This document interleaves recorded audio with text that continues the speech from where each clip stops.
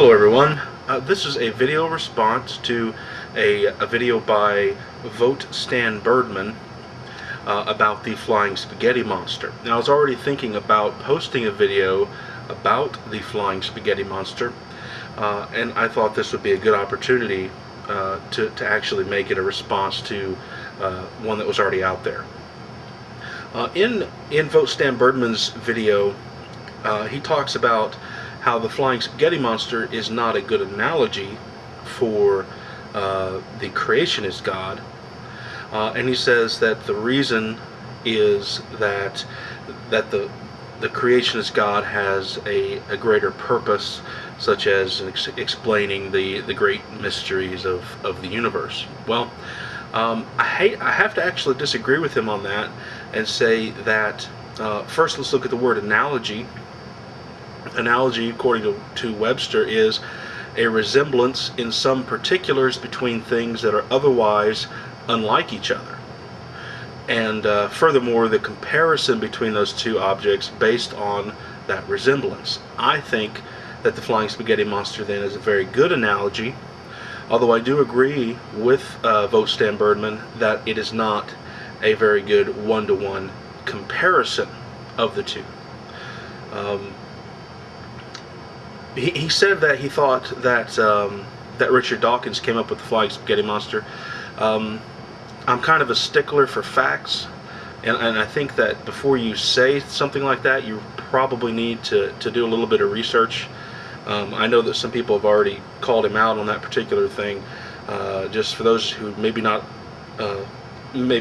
seen his video, or maybe didn't see the comment, just a quick history on the flying spaghetti monster. It was created in 2005 by a man named Bobby Henderson. It was in response to the Kansas State Board of Education requiring intelligent design to be taught in Kansas public schools as an alternative theory to evolution. And the issue with that is that because it's taught as an alternative, it's the implication is that it's as believable or as likely as evolution, which scientific evidence says it is not as likely. So Bobby Henderson, in protest, wrote a letter to the Board of Education outlining his belief in this imaginary flying spaghetti monster, saying that if we're going to teach creationism, we should teach Pastafarianism as an alternative as well. So it was basically a protest. My issue with the flying spaghetti monster is actually completely different than VoteStanBurdman's problem with him. He says that the flying spaghetti monster has no purpose, and that the gods of the established religions have a purpose, and that the idea of the flying spaghetti monster being a one-to-one comparison tarnishes the idea of God and the philosophy that goes into it. Okay, I don't believe that particular reason. I don't think that it's even relevant. Personally, I don't care if the idea of God is tarnished, because I think the idea of God is kind of stupid, just as stupid as the idea of the flying spaghetti monster. But I do agree that it is not a valid one-to-one comparison. I think the flying spaghetti monster serves a very particular and precise function. It serves the same exact function as the flying teapot, as the invisible pink unicorn, etc., etc. And that function is one thing only. It is to show the illogic and the ludicrous nature of belief in general. You take the two things, you compare them based on their substance, which is a vacuous, non-existent substance, and that is the entire purpose of things such as the teapot and the flying spaghetti monster. The problem arises when you try to push it further and say that because they're both made of nothing and have no backing and proof whatsoever, that means that the flying spaghetti monster is equal to the concept of God, and it is not. It is not the same thing. And I think it's actually pretty dangerous to get into that mindset as an atheist trying to argue against the existence of God, if you go down that path and you accept that the flying spaghetti monster is the same as the Judeo-Christian God, as an example, or as Allah, or as Shiva, or whatever God it is you're trying to talk about, and the reasons are pretty simple. The bigger problem with flying spaghetti monster being used for anything other than what it is actually geared for, which is a ridicule of the idea of a belief in something that is not provable. The problem with doing this one-to-one comparison, saying that flying spaghetti monster is the same as your God, is the fact that there are billions of people around the world who wholeheartedly believe in whatever God it is they believe.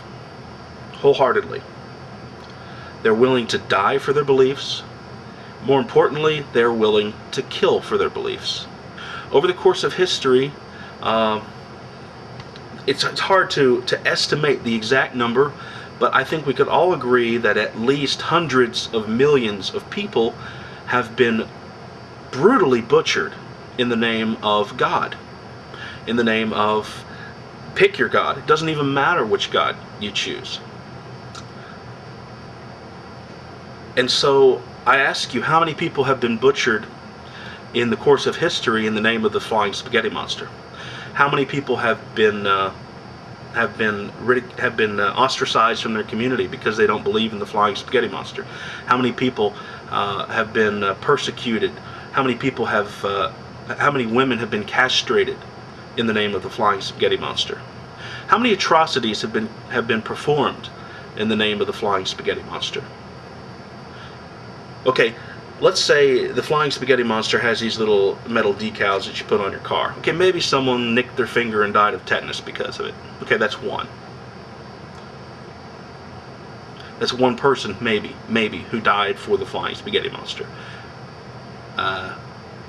You're talking one versus how many millions of people have been butchered for this wholehearted, devoutly held belief in whatever God it is.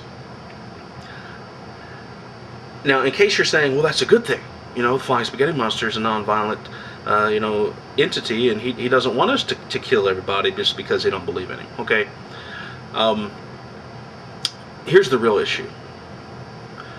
The flying spaghetti monster is good for one thing only, and that is to show that the flying spaghetti monster and God are made of the same stuff. That is, nothing. Alright? So imagine we're sitting around a pool, and I playfully splash the girl I'm with water. Okay? And then a fucking tsunami comes in and kills everybody on the island.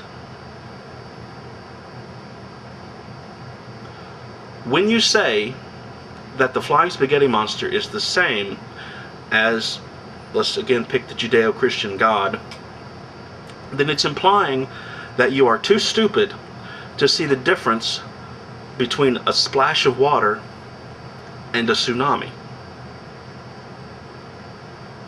just because they both happen to be made of water. So I think that's the real issue that's underlying all of this, and why it damages your argument when you cross that line and you try to use the flying spaghetti monster for more than what it's really suited for, which is the same purpose as the teapot and the pink unicorn, which is to illustrate the ludicrous nature of belief in general. So I think you have to be careful when you cross that line. You're basically just making an ass of yourself, because you are saying that a splash of water is the same as a tsunami. Thank you for watching. Be sure to leave comments. Whatever you have to say, I will read it, and if I think that it deserves more expansion on, I will respond.